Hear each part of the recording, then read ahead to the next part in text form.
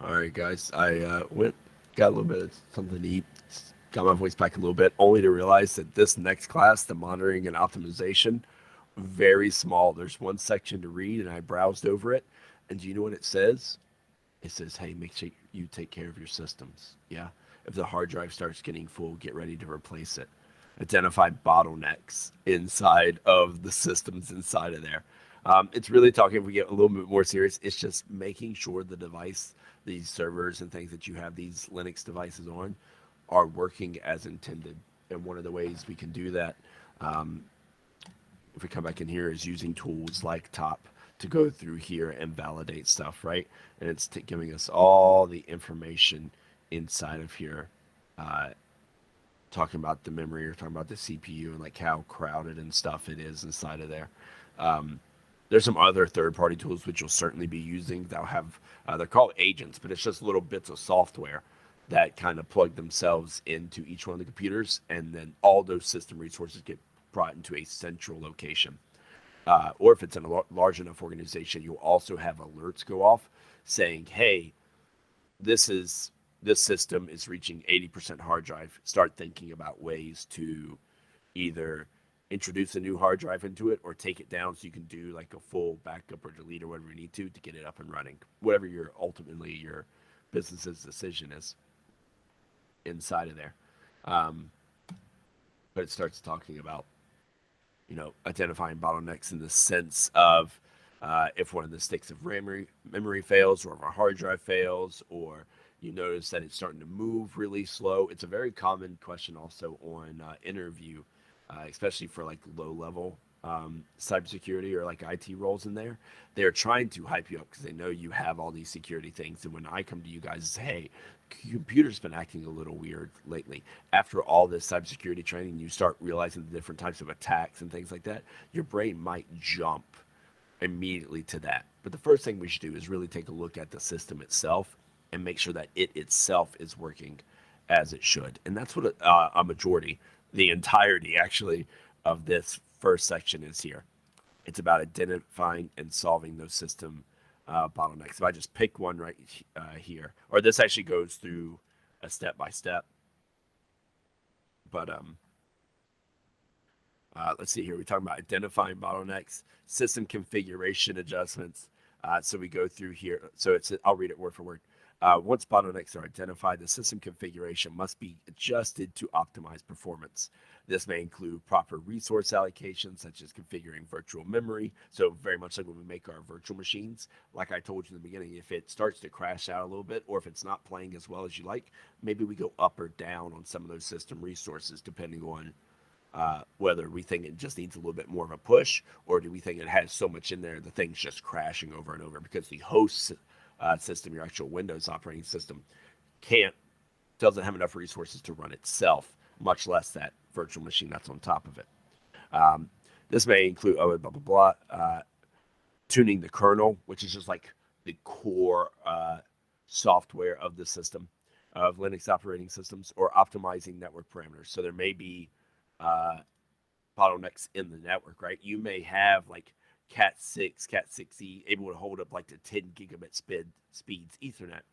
But if the ports on both of the computers can only do 1 gigabit internet speed or Ethernet speed, um, you'll never reach that 10, right? Because it's being bottlenecked here on the ends. And same thing, if these are able to go to 1 gigabit, but all you have is a phone line which gets to 56 kilobits, or dial-up speeds in there, you're now limited by that lowest one, right? You've heard of like the weakest chain, weakest link in the chain.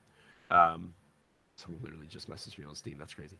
Um, uh, what was I saying? The weakest link in the chain is like what you're going to be limited by here. So you can have all the greatest stuff in the world, right? That we can even make this as a person. You can have yourself a $6,000 PC, have the newest monitors with the highest refresh rates, best keyboard, best mice. But if we put a 3-year-old in front of it, they're obviously not going to use it to its full capacity, right? We need to make sure that the things, and if we take it one more step further, financially as well, when we set up our organization and we take a look at all the assets and everything we have, We need to make sure that we're getting our users, our customers, the people that we're serving as cybersecurity professionals, make sure they're having the right devices, enough to be able to get the job done, uh, and to match what's available with inside the network, right? So let's say we have, uh, uh, what's a person's name? I can't think of anybody's names. Let's say we have Tom in accounting, right? And we give Tom a Dell laptop. It's top of the line, has like an Intel Core i9 processor with like 32 gigabytes of RAM and like a 4 terabyte hard drive space. And like it's sexy, it's clean, it has touchscreen and all these other things, um, which may be great. This is going to help Tom get through his accounting stuff really fast, right? Because it's really high spec machine. But Tom, when you notice and you're taking a look at his system, at most is only using 10% of that system. Like on his hardest days, like during tax season, he's only using 10% of that system. We should have looked at that better, looked at the notes before, and got Tom a PC that would better align with that 10%. Maybe we get him something that's 30%, right? So even when he's hitting that 10% before, uh, it's still he still has that other wiggle room to go inside of there, right? Because we want to make sure that the availability part that the systems are working on, the networks we have Tom connected to, and everything all around are good enough to allow systems to work as intended. So that availability part of the CIA triad. But this entire lesson is going to be another quick, like 30-minute one. I've ranted enough, more than what's even listed inside of here, right? We look for things, make sure they make sense, right? And if we want to put it into something like cars, that I think a lot of people are a little bit more understanding of, um, right? We don't, inside of it would be silly for us to have this car, put a body kit and everything on it, big spoiler, under lights, undercarriage lights in there, amazing sound system. We rip out the back seats to lose some weight so we can go really fast, and we put in nitrous and we put in all this stuff only for you to leave the engine and everything stock, right? So we look really cool, but we're not doing anything with it, right? So we've somehow tipped the scale too far one way. And what we need to do with all of the systems and the tools and things that we have here, we need to make sure that everything's on a good playing field, that we have extra space and like room to grow, but it's also financially the right decision. So that way we can put money into other things, right? Imagine we get hit with a cybersecurity threat, but we spend all our money upgrading Tom's PC and he doesn't even effectively use all of it. Not because Tom is bad, but because he just, again, even in the worst times and everyone else called out but Tom, and he's doing everyone's work, he's still only using 10% of that machine. Then we went too hard inside of Tom's machine. And now that we have a cybersecurity threat and we have no more budget available, we've wasted that resource there, right? So that's what all this is talking about, just making sure our playing pieces all line up with each other. This is where really the meat and potatoes of this thing is, and it is a project, so I can't talk you through it too much, but we do need 2 virtual machines open. We need the Debian virtual machine that we have the WordPress website on, which is what I've got set up over here. So again, it's going to require you to have that project for deploying WordPress site on Debian. So localhost / WordPress. Right. So we have our WordPress website right here that we went through and got set up. Oh, excuse me. And then we also have our Kali Linux virtual machine, which then I would open up VirtualBox and then power on Kali Linux, and it gives you the step-by-step inside of here. And I've already mentioned to them that this part is in Spanish, but all we need to do, all that part is saying, is that we need to make sure that they're on the same network inside of here. So if we see the network is the same NAT, we need this one to be the same, which mine is. It goes up and down a little bit because of the SATA ports and the names and stuff change. But you can see, I'm pointing with my real finger like you can see it. But look where it says network right here as I switch between the two. They're both the same, right? So there's a pretty good chance that when we come inside of here and we open up our terminal on our Debian, oh my goodness. So this one's an IP address of 10.0.2.15. We may have a 10.02.16 for our for our Kali Linux box. Or maybe this is because it says /24. It could also be 236. We don't know. But when you get into the Kali box, figure out what your IP address is in there and then ping it. So if the IP address is 7.7.7, right, let's do Google actually, 8.8.8, right? It should go through here. And after it goes through 3 or 4 times, or if it doesn't, we hit Control C to stop it. It's going to say we sent 8 packets, we received 8, 0 packet loss. That's what we should be looking for, 0 packet loss inside of there. And then do it from the Kali box to the Debian machine using its IP address, right? So we just want to make sure that they can communicate and see each other across the network here. And I can actually do an example here, and it may not go the way we want with the Debian talking to Windows just because of my firewall. But to give an example, there we go. To give an example, this computer is 192.168.86.21. We may not be able to reach because of the gateway. We're going to try real fast. If we do ping 192.168.86.21, we'll let this run 4 times.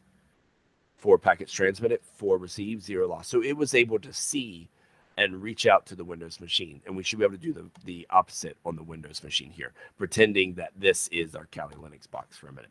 So if we ping, and this one was 10.0.2.15, it may fail, again, because of firewall things. Yeah.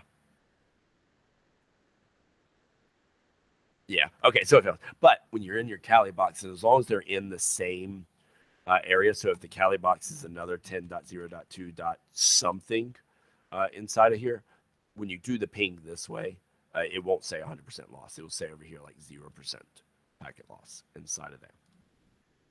But you got to have your Kali Linux box and your Debian machine box.